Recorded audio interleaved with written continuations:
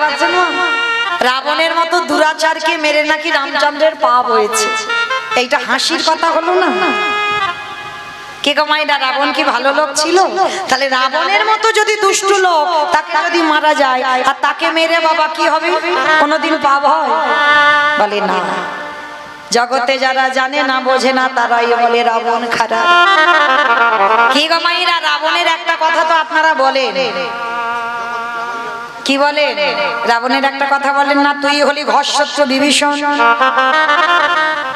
কি মাইরা বলেন তো? তুই হলি ঘরশত্রু বিভীষণ, আমার খাবি আমার পড়বি আর আমার ঘরের গল্পগুলো লোকের কাছে বলে বেড়াবি। কি মা বলি না আমরা, তুই হলি ঘরশত্রু বিভীষণ, আমার ঘরের গল্পগুলো সব লোকের কাছে বলে বলে বেড়াচ্ছিস। এগুলো আপনারা বলেন না, আমরাও বলি না। তাহলে বলেছিল কে? রাবণ তার ভাই বিভীষণকে বলেছিল। কবে জানো? যেদিন বাবা ঘোষণা করেছিল রাজ্যে যে রাম রাম করা হবে না, আর যে রাম নাম বলবে তাকে মৃত্যুদণ্ড দেওয়া হবে। কিন্তু মায়েরা, তারই ভাই রাতের অন্ধকারে দরজা বন্ধ করে রাম রাম রাম রাম বলে কাঁদে। হঠাৎ একদিন রাবণের কানে সংবাদটা গেল তার ভাই রাম বলে কাঁদছে। আর যেই সংবাদটা পেয়েছে, রাবণ রাজা পাগলের মতো ঊর্ধ্বশ্বাসে, বিশাল বড় চেহারা তো, ঊর্ধ্বশ্বাসে ছুটে এসেছে। কান পেতে শুনছে যে সত্যি ভাই তো রাম রাম বলে কাঁদছে। কিছু না বলে মা লাথি মেরে দরজাটা ভেঙে দিয়েছে। আর যেই না ভেঙে দিল মা, দেখে না নিরজনে বসে বসে রামের প্রতিচ্ছবিটা নিয়ে বিভীষণ কাঁদছে। আর রাবণ কাউকে কিছু না বলে পিছন থেকে গিয়ে বিভীষণের বুকে একেবারে সজোরে লাথি মেরেছে। সজোরে লাথি দিয়েছে। আর এত জোরে লাথি মেরেছে বাবা, বিভীষণ মুখ ঠুকে পড়ে গেছে ধুলা। এই জায়গাটা আমার একটু ভালো করে বুঝবেন। আচ্ছা বলো তো মা, তুমি আচমকা বসে আছো, ভগবানের নাম করছো, আর কেউ যদি হঠাৎ পিছন থেকে এসে সজোরে তোমার বুকে লাথি মারে, ছেড়ে দেবে? বড় ভাই যদি ছোট ভাইয়ের বুকে লাথি মারে, ছেড়ে দেবে? কত সোজা নয়। ভাইয়ে ভাইয়ে লাঠালাঠি হয়, ভাইয়ে ভাইয়ে খুনোখুনি হয়, ভাইয়ে ভাইয়ে জায়গা জমিতে শিল্পতা হয়, ভাইয়ে ভাইয়ে ঝগড়া করে মামলা পর্যন্ত চলে। কিন্তু মনে রেখো বাবা, এগুলো আপনাদের সঙ্গে আমাদের সঙ্গে হয়। রাবণ বিভীষণ এরা এমন ভাই নয়, একেবারে আলাদা। যেই না লাঠিটা মেরে ফেলে দিল, কেমন ভাই আর কেমন দাদা দেখো। এই জায়গাটা একটু আস্বাদন করবেন বাবা। যারা আমরা ভাইয়ে ভাইয়ে লাঠালাঠি করি, মারামারি করি, পেটাপেটি করি, তাদের উদ্দেশ্যে নিবেদন। রাবণ শিক্ষা দিয়েছে, বিভীষণ শিক্ষা দিয়েছে ভাই কেমন হওয়া উচিত, দাদা কেমন হওয়া উচিত। ধুলাই লাথি মেরে ফেলে দিল। আর মনে রাখবেন বাবা, যারা ভক্ত মানুষ হয় তারা কোনোদিন ওই যে বললাম তৃণের মতো স্বভাব, তাদের মাথায় যদি লাঠিও মেরে যাও মাথা তুলে একবারে প্রতিবাদ করবে না। এত জোরে রাবণে লাথি মারলো, ধুলা থেকে হামাগুড়ি দিয়ে উঠে রাবণের দুটো চরম ধরে বলছে, দাদা এই যে তুমি আমার বুকে লাঠিটা দিয়েছো, তোমার দুটো পায়ে ব্যথা করছে না তো? দাদা গো,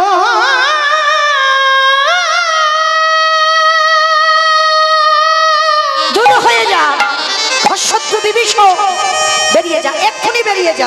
আমারই কঠিন বুকে বুকে লাথি মেরে তোমার কোমল চরণে কি, তোমার কোমল চরণে কি দাদা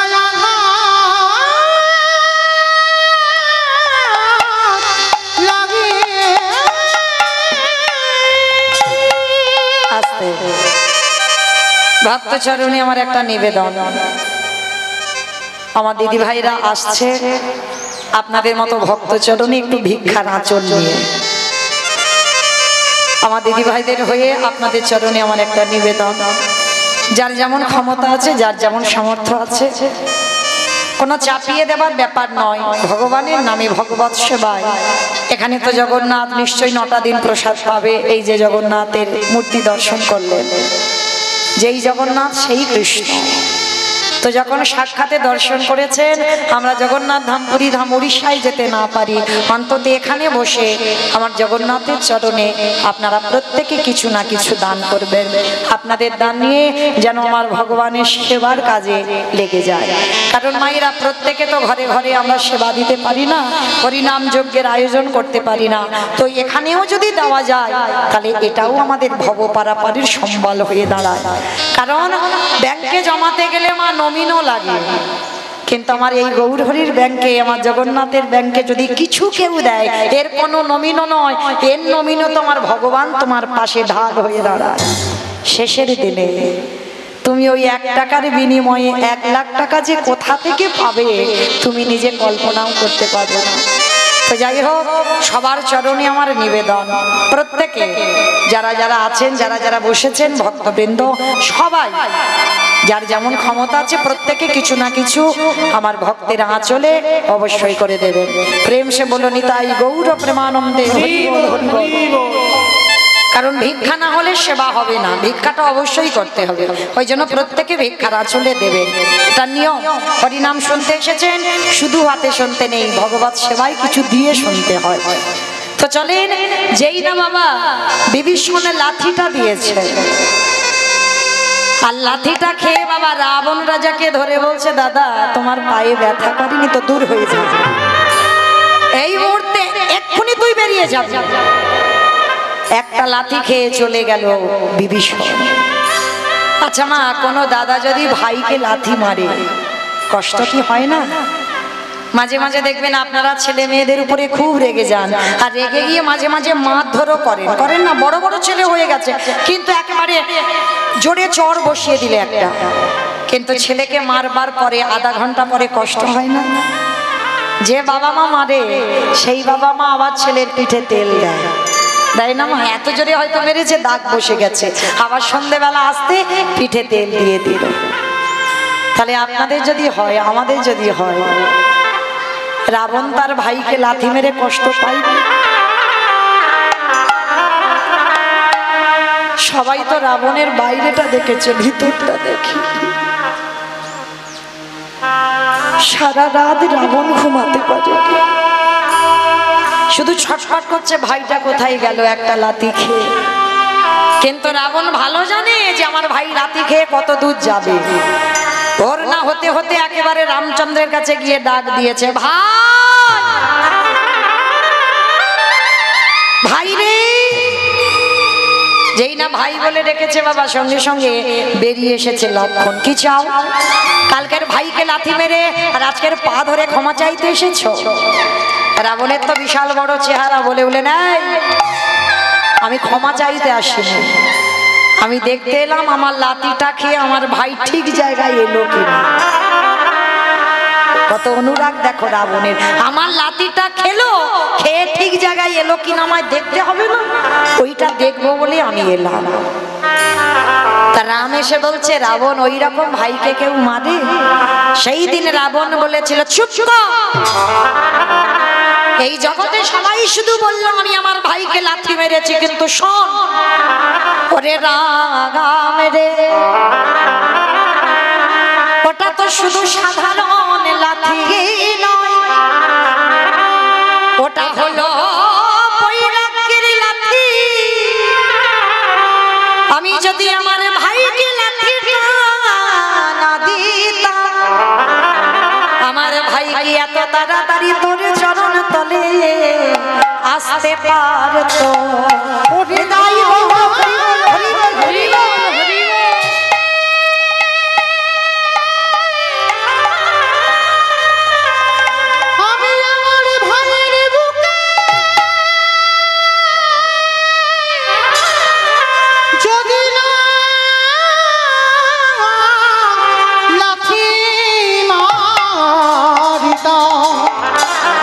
তবে কি এত তাড়াতাড়ি আমার ভাই তোর চরণে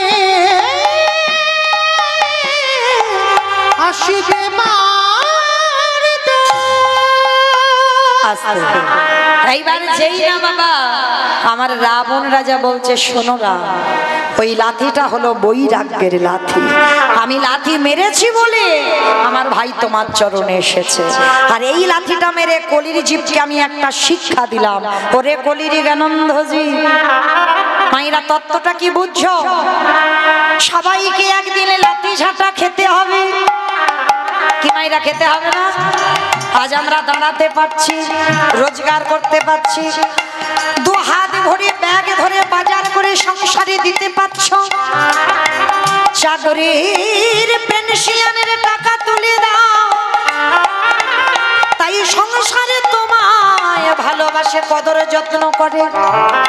কিন্তু যেদিনে তুমি আর মাটিতে দাঁড়াবার শক্তি থাকবে না, যেদিনে তোমার রোজগার করার ক্ষমতা থাকবে না, যেদিনে ব্যাগ ভর্তি বাজারে সংসারে দিতে পারবে না, যেদিনে তোমার দৃষ্টি শক্তি কমে যাবে,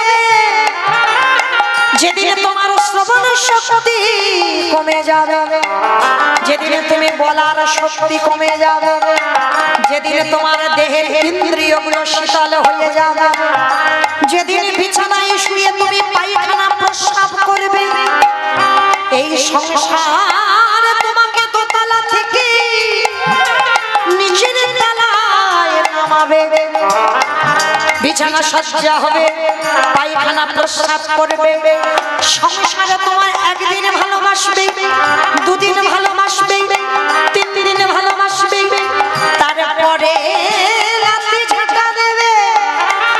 রাবণ বলল, কলির জ্ঞানন্ধজি, শিশুকালে কৃষ্ণ ভজে কৃষ্ণ পাবার আসে, যৌবনকালে কৃষ্ণ ভজে আসিবা না আসি, বৃদ্ধকালে কৃষ্ণ ভজে জমের তরাসি, সময় থাকতে যে জন গোবিন্দ চরণ ধরে তাকে আর সংসারে কোনোদিন লাঠি ঝাঁটা খেতে হয় না।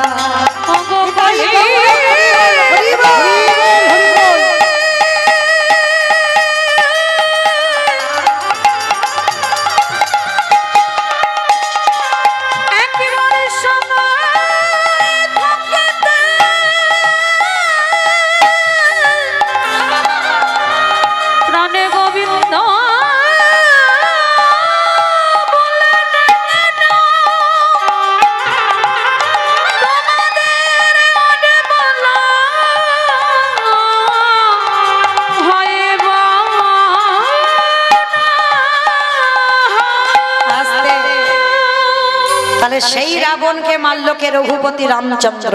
আর রাবণকে মেরে রামচন্দ্রের পাপ হলো, সর্বশরীরটা পাপী। সেই পাপ ধুচ্ছে কবে? মহাভারতে যুধিষ্ঠির রাজস্বই যজ্ঞে। আমাইরা যেখানে গিয়েছিলাম আবার ঘুরে ফিরে সেখানে চলে এলাম, মনে পড়ছে তো? বেশ, চলো আবার এখান থেকে যাই। তাহলে রামচন্দ্র পাপ করেছিল, সেই পাপ ধোয়ার জন্য কৃষ্ণাবতারে সাধুগুরু বৈষ্ণবদের চরণ ধোয়াতে হচ্ছে। তাহলে কি শিখলাম এইটুকু শুনে? যারা যারা প্রকৃত মন দিয়ে শুনছেন, আমরা কি শিখলাম জানো? প্রকৃত যদি আমরা কেউ অপরাধ করে ফেলি, অন্যায় করে ফেলি, মানুষ মাত্রে পাপ করি, যদি সাধুগুরু বৈষ্ণব দেখতে পান তার চরণ যুগল ধৌত করান, তাও যদি না পারেন বৈষ্ণবদের একটু পাতা পরিষ্কার করেন, তাও যদি না পারেন বৈষ্ণবদের একটু প্রসাদ নিয়ে গায়ে মেখে দেন। আর যদি নিতে পেরেছেন, কোটি কোটি জন্মের অপরাধ থেকে আপনারা আমরা মুক্তি পাবো পাবো পাবো। নিতাই গৌর প্রেমানন্দে হরি বল হরি বল। তো মাইরা ভগবান যজ্ঞের দরজায় দাঁড়িয়েছে, অগ্নিদেব, পবনদেব, বরুণদেব, ইন্দ্র, ইন্দ্রাণী, ব্রহ্মা, সাবিত্রী সব পরপর লাইনে আছে। কৃষ্ণ একে একে আসে, পা ধোয়াই যজ্ঞের ভিতরে ঢোকা। এমন সময় জগজ্জননী মা দুর্গা আমার বাবা ভোলানাথকে বলছে, প্রাণনা আর দেরি নয়, চলো কৃষ্ণ পা ধোয়াবে, পা দুটো ভালো করে একটু ধুইয়ে নে। বাবা ভোলানাথ হেসে বলছে, পার্বতী তোমার কি মাথা খাটা? কৃষ্ণ পা ধোয়াবে আর আমাদের মতো পাপীর পা দুটো বাড়িয়ে দেবো? শোনো, তোমার যদি এত ধোয়াবার ইচ্ছা হয় তা তুমি লাইনে দাঁড়াও। তা পার্বতীকে লাইনে রেখে বাবা ভোলানাথ বেলাইনে চলে গেছে। আর আড়ালে গিয়ে কি করেছে জানো? ভোলানাথ যাতে কৃষ্ণের চোখে ধুলো দিয়ে যজ্ঞে যাবে, ভোলানাথ আড়ালে গিয়ে একটা কুকুর হয়ে গেছে। ভোলানাথ পরম বৈষ্ণব একটা কুকুর হয়েছে, মনে মনে চিন্তা করছে এইবার কুকুরটা হয়েছে কৃষ্ণের চোখে ধুলো দিয়ে যজ্ঞে যাবে। তাই এবার কৃষ্ণ তো হেড হয়ে পা ধোবাচ্ছে, আর পিছন থেকে ভোলানাথ এক পা দুপা করে আসছে, কৃষ্ণের ওই পায়ের ফাঁক দিয়ে গলে যাবে। সবাইরা ভগবান তো চালাক কম নয়, ওর কি শুধু দেখছো বড় বড় গোল গোল ওই দুটো চোখ, ও দেখতে মনে হচ্ছে ওইটুকু ছেলে, কিন্তু ফোল্ডিং ছাতা। ফোল্ডিং ছাতা দেখেছো তো? দেখবেন বাবা গুছিয়ে নিলে ছোট মতো হয়ে যায়, কিন্তু খুলে দিলে বড় ছাতা। তা ও দেখতে ওইটুকু, কিন্তু ওইটুকু নয়, দেখতে মনে হচ্ছে গোল গোল দুটো চোখ, কিন্তু দুটো চোখ নয়। এই যে কে কীর্তন শুনছে, কে শুনছে না, কে হেসে যাচ্ছে, কে গল্প করছে, আর কে বসে বসে, আমি কিচ্ছু দেখতে পাচ্ছি না, কিন্তু যে বাঁকা করে বাঁকা হাতে কি গো ধুলো দিতে পারবে? সময় মতো ঠিক খাতা কলমে হিসাব করে পৌঁছে দেবে বাবা। তাই এবার কি করেছে ভগবান মনে মনে করছে, দেখেছো বেটা আমার চোখে ধুলো দেবে, বলে দেখাচ্ছি মজা তোমার, দাঁড়াও। এইবার কুকুর হয়ে এক পা দুপা করে আসছে, পায়ের মাঝখানটা ফাঁকা মতো দেখেছে, আর সবে ভোলানাথ মাথাটাকে আর যেই না দিয়েছে, ভগবান কি করেছে হাঁটু দুটো নিয়ে কুকুরের কানের কাছে চেপে দিয়েছে। এইবার দেখ কেমন লাগে। আর যেই না কুকুরের কানে চেপে দিয়েছে, কুকুর কি করবে? এবার কেউ কেউ করবে না, বারবার বলছে কৃষ্ণ ছেড়ে দে, কৃষ্ণ ছেড়ে দে, কৃষ্ণ ছেড়ে দে। বলে ছাড়বো বলে ধরি না। হে বৈষ্ণব গোসাই, ও হে বৈষ্ণব গোসাই,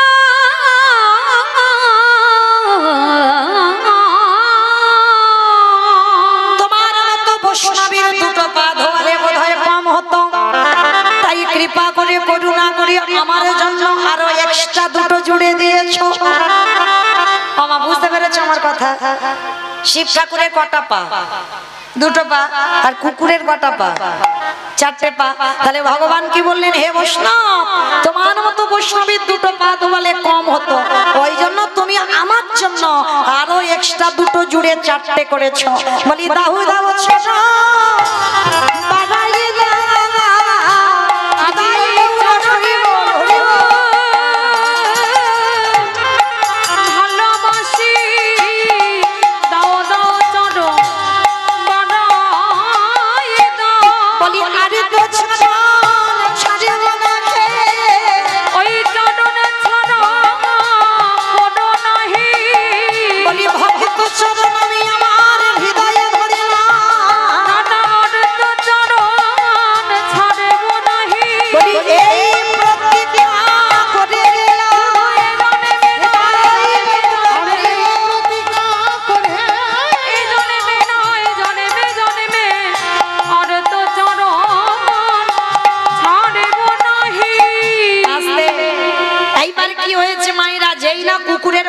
ভিতরে চলে গেছে, ছটফট করছে কৃষ্ণ ছেড়ে দে, কৃষ্ণ ছেড়ে দে, কৃষ্ণ ছেড়ে দে। বলে ছাড়বো বলে তো তোমায় ধরিনি, যারে ধরি তারে ছাড়ি না, যারে ছাড়ি তারে ধরি না।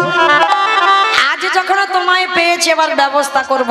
এইবার সবাই তো দেখছে ভগবান একটা কুকুরকে নিয়ে মেতেছে, মোটা দড়ি নিয়ে কুকুরটাকে বেঁধেছে, কিন্তু বাঁধলে কি হবে? কুকুরের চারটে পা শুধু ছটফট করছে। ভগবান বলে এবার পায়ের ব্যবস্থা করতে হবে।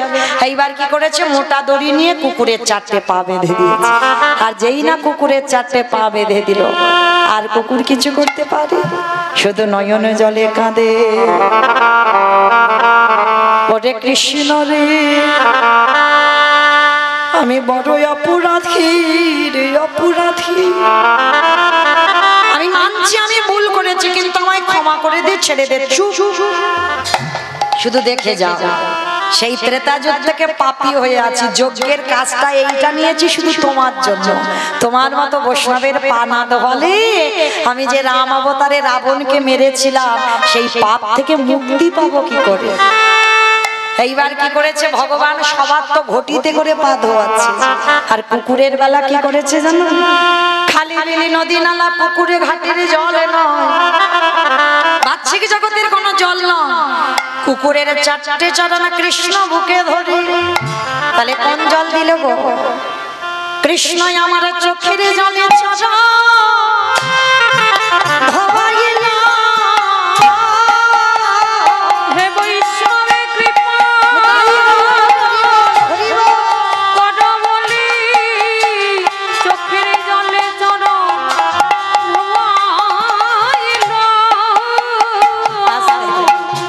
এইবার সেই ভোলানাথ যেই না ভগবানের চোখের জলটা কুকুরের পায়ে পড়ছে, কুকুর বলেছিল কৃষ্ণ আমি কথা দিলাম আগত কলিকালে আমি আর এই শিবরূপ হয়ে যাব না।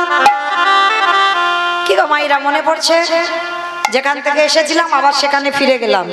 তাহলে প্রশ্নটা কি ছিল? সত্যতে শিব, ত্রেতাতে শিব, দ্বাপরে শিব, কলিতে শিব নয়। সেই নয় কথাটা জানবার জন্য একটু রামায়ণ মহাভারতে যেতে হলো।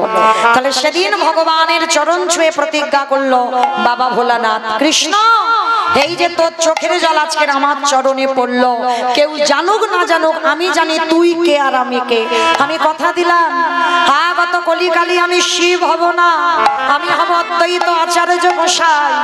আর শোন, তুই আমার কৃষ্ণ হবি না, তুই হবি আমার নদিয়ার নিমাই চা। আমি 12 বৎসরে তুলসী ভাসিয়ে তোকে ডাকবো, আমি তোরে থেকে 52 বছরের বড় হব। আর বড় হয়েও যেদিন আমার ডাকে তুই নবদ্বীপে নামবি, আমার আর তোরে যখন মুখোমুখি সাক্ষাৎ হবে, এই রাজস্বই যজ্ঞে যেমন তোর চোখের জলে কুকুরের পায়ে পড়লো, এই কুকুর অদ্বৈত হয়ে যেদিন তোকে ডাকবে, তুই আর আমি যেদিন মুখোমুখি হব, ওরে এমনি করে চাচা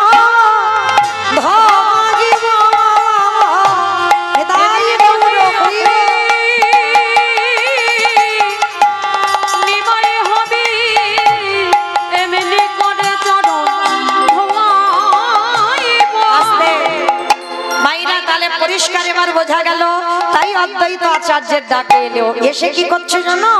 কেহ বলে পুরবেতে রাবণ বধিলা, বলে পুরবেতে ওমা উলু কই? উলু মাঠে, মাঠে খুঁজে গেছো? কই দাও দেখি একটু উলুর ধ্বনি। কেহ বলে পুরবেতে রাবণ বধিলা, কেহ বলে পুরবেতে আমার গোনালি গুনা গুনা গুনা গোনালি।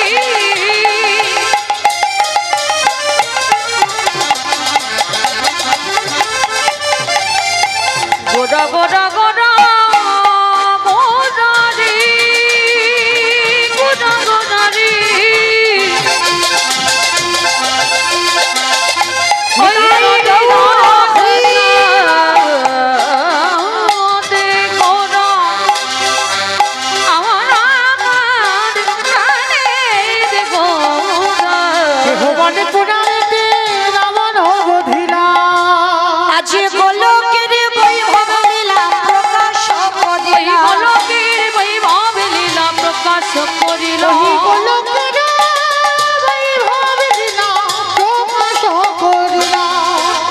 রাধারে ভাবে গোটাই অবতারা, শ্রী রাধারে ভাবে গোটা অবতারা, শ্রী রাধারে ভাবে গোটাই অবতারা, ওই শ্রী রাধারে ভাবে গোটা অবতারা।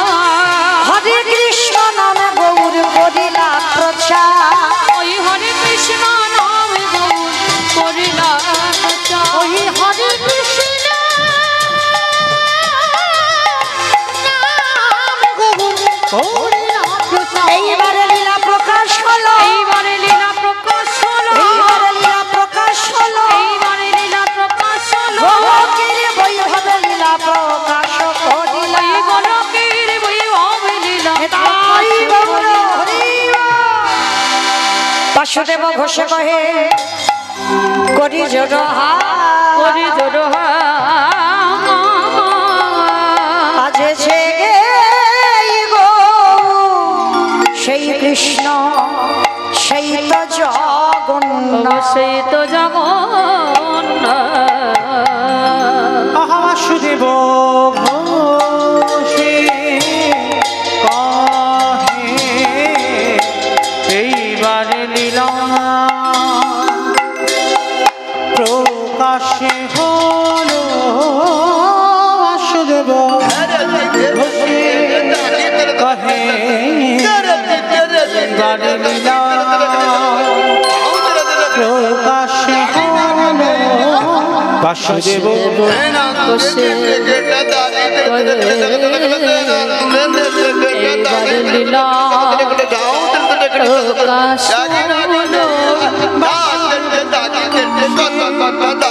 কহে বারে লীলা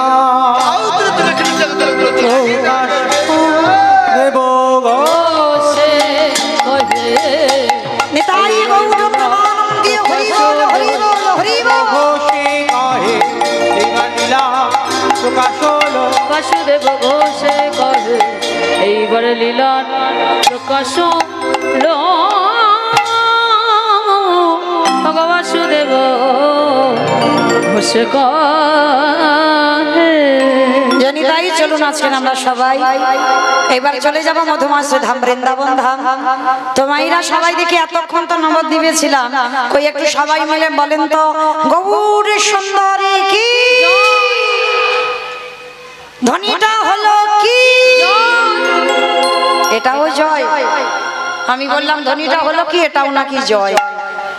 এইটা জয় নয়, একটু প্রেম সে জয় দাও, মানে এত জোরে জয় দেবে কত দূর যাবে? ক্যানিং যাবে, মালঞ্চে চলে যাবে। এদিকে মালঞ্চ, ওদিকে ক্যানিং। কমা যাবে। এটা উত্তর 24 পরগনা, তো মানে মোটামুটি একটু দক্ষিণে গেলেই হবে, মানে একটুখানি গেলেই হবে। আচ্ছা, তাহলে এই যে উত্তর 24 পরগনা কীর্তন হচ্ছে, একটু দক্ষিণ 24 পরগনায় যাক। কিমা যাবে তো একটুখানি, তো একটু পার হলেই তো দক্ষিণ।